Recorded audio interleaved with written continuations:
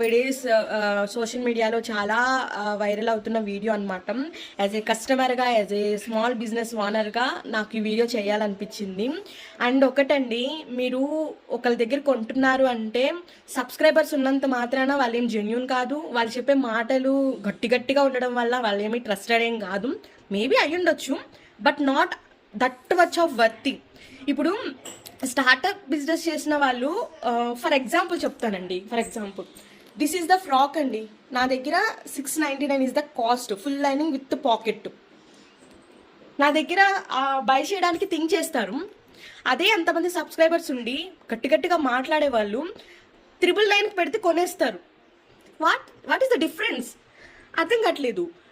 మేము అంత తక్కువ పెడుతున్నామంటే మా దగ్గర ఏం క్వాలిటీ చీప్ అని కాదు, వాళ్ళ దగ్గర ఏమేమి బెస్ట్ గోల్డ్ అండ్ జరీతో వేసేస్తారని కాదు.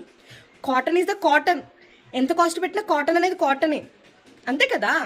కాకపోతే ఇక్కడ ఏమవుతుందంటే వాళ్ళు చెప్పే మాటలకి ఉండే సబ్స్క్రైబర్స్కి మీరు ఎంత పెట్టినా కొనేస్తున్నారు.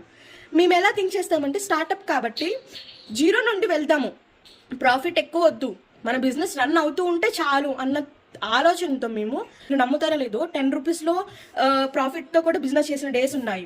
అండ్ మీరు అసలు ఎట్లా నమ్ముతున్నారండి? 2000 రూపీస్ ఉన్న శారీని 10,000కి అమ్ముతున్నారు. అసలు మీకు క్వాలిటీ తెలియట్లేదా? క్వాలిటీ అనేది తెలుస్తుంది కదా, స్మూత్ ఉందా, జరీ రఫ్ ఉందా అనేది. ప్యూర్ పట్టు అనేది ఎలా ఉంటుంది? చాలా స్మూత్గా ఉంటుంది ఫ్యాబ్రిక్. అసలు కట్టుకున్నామా అన్న ఫీలింగ్లో ఉంటాము. అసలు 30,000 40,000 ఉన్న శారీని 10,000కి ఎందుకు అమ్ముతారండి? అంత అవసరం ఏంటి? నాకు అర్థం కావట్లేదు. ఎంత బిజినెస్ చేసినా మరీ 30,000 వేరియేషన్లో శారీస్ని అమ్మేసేయలేం కదా. అసలు థింక్ చేయండి, మనం 80sలో ఉన్నామా, 25+లో ఉన్నామా కూడా అర్థం కావట్లేదు.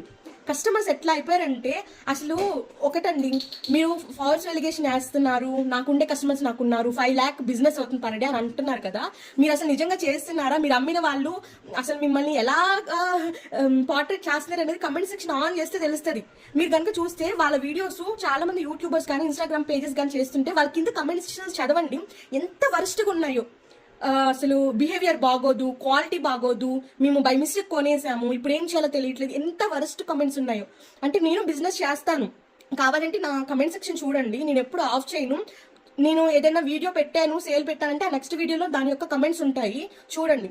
అండ్ మనం ఒకరి దగ్గర బై చేస్తున్నామంటే వాళ్ళ దగ్గర ఉండే రెస్పాన్స్ కూడా చాలా బాగుండాలి. అంటే ఇమీడియట్ రెస్పాన్స్ ఉండాలి, ఒకవేళ బాగోకపోతే దానికి సొల్యూషన్ ఉండాలి, పేమెంట్స్లో చాలా ఉంటాయండి. ఒక్కసారి థింక్ చేయండి. అండ్ ప్లీజ్ గాయ్, సబ్స్క్రైబర్స్ ఎక్కువ ఉన్నంత మాత్రాన వాళ్ళేమి పెద్ద బంగారంతో కాటన్ అనేది వేసేరు. అందరి దగ్గర ఒకటే ఉంటుంది, కాటన్ అయినా పట్టు అయినా ఏదైనా కానీ. కాకపోతే మేము ఎందుకు తక్కువ పెడతామంటే, స్మాల్ బిజినెస్ వాళ్ళు ఎక్కువ ప్రాఫిట్ ఏం చేయరు.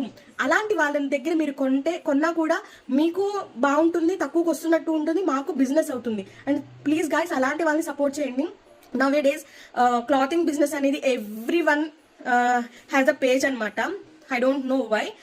కొనే వాళ్ళు ఎక్కడ ఉన్నారో కూడా తెలియట్లేదు. అండ్ వెరీ స్టార్టింగ్ నుండి స్టార్ట్ చేసిన వాళ్ళకైతే గ్రోత్ లేదు. అండ్ ఇలా సినీ ఇండస్ట్రీ వాళ్ళు కూడా స్టార్ట్ చేసేస్తున్నారు. ఇంకా మా లాంటి వాళ్ళ దగ్గర బిజినెస్ ఎలా ఉంటుందో కూడా అర్థం కావట్లేదు. స్టాక్ తేవాలన్నా కూడా భయం వేసేస్తుంది. బికాజ్ వాళ్ళు సెలబ్రిటీ అయితే చాలు, వాళ్ళు ఎంత పెట్టినా కొనేస్తున్నారు. వాళ్ళ దగ్గర సబ్స్క్రైబర్స్ lakhsలో ఉంటే చాలు, వాళ్ళు ఎంత పెట్టినా కొనేస్తున్నారు. నాకు అనిపించింది చెప్పాను. అండ్ ఇప్పటికైనా కొంచెం ఆలోచించండి. అందరి దగ్గర ఒకటే క్వాలిటీ ఉంటుంది, డిజైన్స్ కూడా సేమ్ ఒకటే ఉంటుంది. బికాజ్ మ్యానుఫ్యాక్చరర్స్ అనేది తెచ్చుకునేది అందరి దగ్గర, మీ మొక్కల దగ్గరే కాబట్టి సేమ్ ఉంటుంది. కాకపోతే మేము తక్కువ ప్రాఫిట్ వేసుకుని పెడతాము, వాళ్ళు ఎక్కువ వేసి పెడతారు. సార్, నాకు చెప్పాలనిపించింది చెప్పాను. అండ్ ఇఫ్ ఇన్ కేస్ ఈ వీడియో ద్వారా ఎవరైనా హర్ట్ చేసి ఉంటే ప్లీజ్ ఎక్స్క్యూజ్ మీ. అండ్ నేనేం చెప్పాలనుకున్నది వరకు రీచ్ అయితే చాలు. Thank you.